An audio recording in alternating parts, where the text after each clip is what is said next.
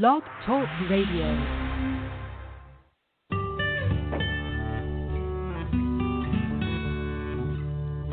Welcome to The Wellness Journey, live with Linus of Praiseworks on the Blog Talk Radio Network. Join us every Tuesday and Thursday at 7 p.m. Eastern and 4 p.m. Pacific Standard Time. Our program will show you the fun and simplicity of wellness. You can achieve total wellness through holistic practices, nutrition, fitness, and spiritual fulfillment. Join us weekly as we talk to the experts in the field of total wellness for your mind, body, and spirit. Here's Linus.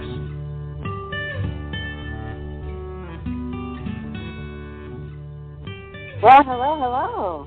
This is Linus from Praiseworks, and you are on the wellness journey. Well, I'm so excited today because last week this time we tried to do this show, and we had some technical difficulties. So thanks so much for your patience in coming back to hear this very important topic.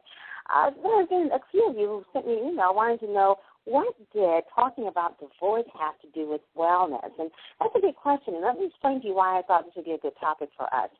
Unfortunately, in this day and age, marriages, they break up. For whatever reason, the divorce rate is very high, and it is a part of our reality. And the bottom line is that if your relationships aren't well, your marriages, your primary relationship or whatever, it can, over time, cause other issues with your health. So I thought it would be helpful that if you've arrived to that point or you're considering maybe dissolving your relationship, your long-term relationship or marriage, it would be good to know how to do it in such a way where you minimize the stress and minimize the impact that it has on your life, especially the impact that it might even have on your health. So if given the tools, how could you go about having a good divorce? And someone said, well, what's a good divorce? Well, I can imagine a good divorce would be one where you minimize the stressors and minimize those triggers that could cause it to fall into the abyss of negativity and really some of the knockdown, drag-out fights that come as a result of divorce.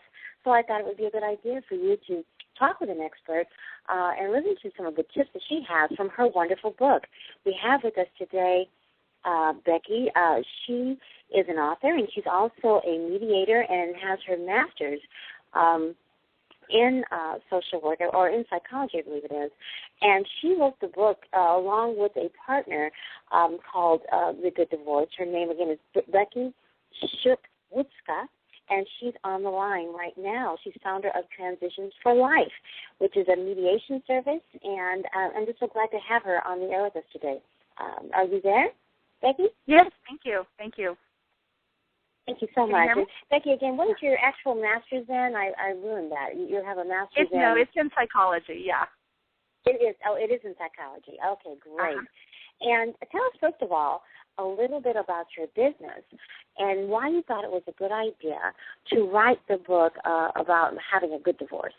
Yeah, so, it started about 5 years ago, and at that point in time, my mother had just come out of a divorce. And her and my dad were using lawyers, and they weren't moving forward.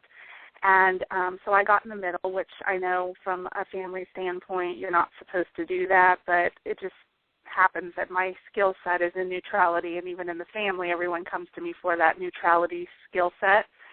And so when we discovered that, they had hired lawyers, but they weren't getting very far, my mom said there has to be another way.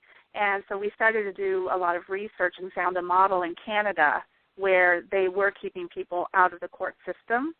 And we wanted to help other people avoid that extra cost. It's a very exorbitant amount of money to pay lawyers. When you have a mediator, you have somebody there who's looking out for the whole system as well. Well, it's interesting because the first thing you think about, or at least I do anyway when I think of divorce, one of the first things I think is divorce, then lawyers, and then, of course, money, because usually lawyers equals money. I know I was married to one and went through a divorce that that was expensive. So that's what comes in the mind. But what you're telling me right now, and what I really want our listeners to understand is that you don't have to go through the traditional means or even through the court system necessarily when it comes to getting a divorce. Is that correct? Oh, yeah, that's absolutely correct. And people can completely stay out of the courtroom. I mean, most of our clients, unless we help them with legal documents, our mediation clients never step foot in a courtroom, ever. Now, this is something I think is important. I learned this from reading your book, which, by the way, is very good, very easy to read. Wish I had had it 15 years ago, but hopefully I will not need it, but I'm certainly going to share it with a friend of mine who needs this advice. But let's start with the basics because I didn't know the difference. Actually, what is the difference between divorce and mediation? What's the difference between divorce and actually mediating it? Yes. Mm-hmm. Well, so in a mediation process, what you're trying to do is you're trying to look out for the whole system, which in some ways seems like an oxymoron because when you're done with your mate, a lot of times there's a lot of anger and hurt and there's not a team approach. But in mediation, there is one person, the mediator, who is looking out for the whole system. They're neutral to the parties, but they're taking a stand for, the kids getting what they need, the financial picture staying, as good as it can, as fair as it can, for both parties getting as much as they can. It's really about that big picture and helping the couple move forward in a way that doesn't devastate their finances and doesn't destroy their relationship, especially if they have kids. We want co-parenting to be able to occur, which is them working together. In the court system, what we find is it's a very adversarial process, and divorce is to divide, right? That's an adversarial process. And so people will get set up with that mentality, and that mentality continues long after the divorce is done. There is not a lot of cooperation.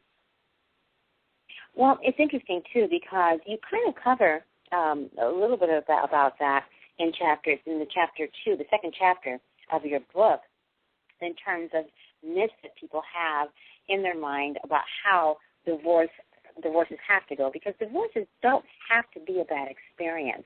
What were some of the things that you covered in Chapter 2 that you could share with us in terms of some of the just wrong thinking or myths that we have in this country about divorce? Well, you said the first one right away, which is most people believe that they do need a lawyer or that they do need to go through a court. That is an absolute myth. You don't need to do that. You can do it on your own. You can do it with a mediator. And what I find is the biggest block to expanding the mediation model in the United States is people just don't know that they have other options. And so we've got to dispel that myth so people understand that they have other options than having to go down that path. Sometimes you need to, but most of the time you don't. And so that's one of the biggest myths. I would say that the other big myth is that you've probably heard it, is that divorce is going to damage the kids. What we have found is it's not divorce that actually damages the kids. It's how you handle your divorce. And if you handle it badly, that's when the kids get damaged. So it's a blatant statement that divorce will damage the kids. It's not true. I mean, there are plenty of situations where divorces are done in Andes, and the book is a really good example, where divorce is done really well, and his kids are healthier because of it. I mean, most people can't say that, but it can be done. And that myth we want to dispel, and we want to make sure that people know if they approach co-parenting appropriately, in a way that's going to be healthy for the entire family system, then the kids can come out in a nurtured, healthy way. What about in terms of the length of time and time frames and things like that? I know there have been those people who have gone through the rigors of divorce, and 2 years later they're still quibbling over things and still meeting with attorneys. What's going on with that? What kind of time expectations should you respect, and how can mediation help facilitate something that's a little bit more smoother process? Yeah, well, for us, I mean, we've gotten divorces done in 3 weeks. We usually have to wait 30 days to submit everything, but we get things done in as little as 3 weeks. Sometimes there are a few divorces that take a year just because people are wanting to move through things emotionally, or they do have very complex financial situations. But for the most part, our divorces are done in a 3 to 5 month time frame. We're done, before the 6 month window when you can be divorced. And the reason it gets dragged out in the court system is because you have to have a hearing, and then you have to go back for another hearing, and then you have to go back for another hearing, and every hearing in between takes weeks and months to then gather paperwork, and, it's just this very big drawn-out process. And lawyers are a lot of times, they spend a lot of time in the courtroom. So what happens is, and I find this with clients who've left lawyers, and they say, well, I can never get a hold of my lawyer. They're in their courtroom for 3 days in a row. I can't get any answers, so we have to wait a week before we can even get an appointment, or some people had to wait a month. So with us, there's no courtroom stuff. So we're moving our clients progressively along, as quickly as they're ready to move along. And sometimes, we're trying to push them a little bit more to help them meet deadlines so that nobody gets hung up or gets stuck in the process. And lawyers don't have an incentive to help people get unstuck in a process. And, the more you stay in the process, the more money it is. And not all lawyers are that way, but there are quite a few. That's how they make their living. We don't make our living that way. We have a flat fee, and our incentive is to get you through. In your book, you talk a little bit about some of the things that can slow down a divorce. You mentioned the court system, but the other thing is the uncooperative spouse. Yeah. You say black, they say white. You say yes, they say no. I mean, just uncooperative. And part of the responsibility in mediation, or definitely in your book, is you give some tools to try to minimize that. What are some of the tips that you could share with our listeners to help minimize some of that tension that comes from a spouse that is the naysayer?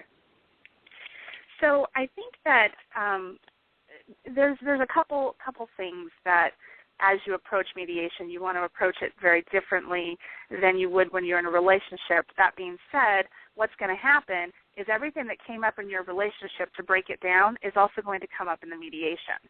So part of having a mediator is helping guide you through, remind you that, yes, this is a baggage issue, and it didn't change in the marriage. It's not going to change now. How do we learn to accept that is, how do we learn to accept that is in that person? And how do we look at ourselves and see some of those habits that we might have that are similar to our spouse, and learn to have some empathy for them?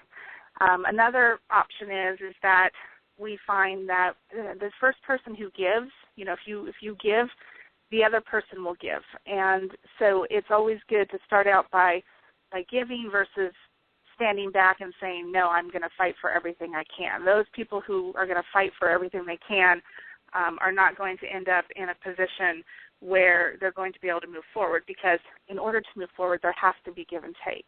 And so we help people understand that, if you give here, then this person, your ex, will be able to give somewhere else. So what's important to you might be different than what's important to him, and how do we get you to give in one area and him to give in another area? Now, most mediators, do they have a master's in psychology? Are they actually psychologists also, or is there another skill set that they might have as mediators? And how do you look for one? How do you determine whether or not a person is qualified to be a mediator or not?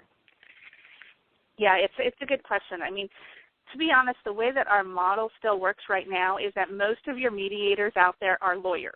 They're lawyers who are not going to represent. They're going to step away from representation, and they're going to mediate the clients.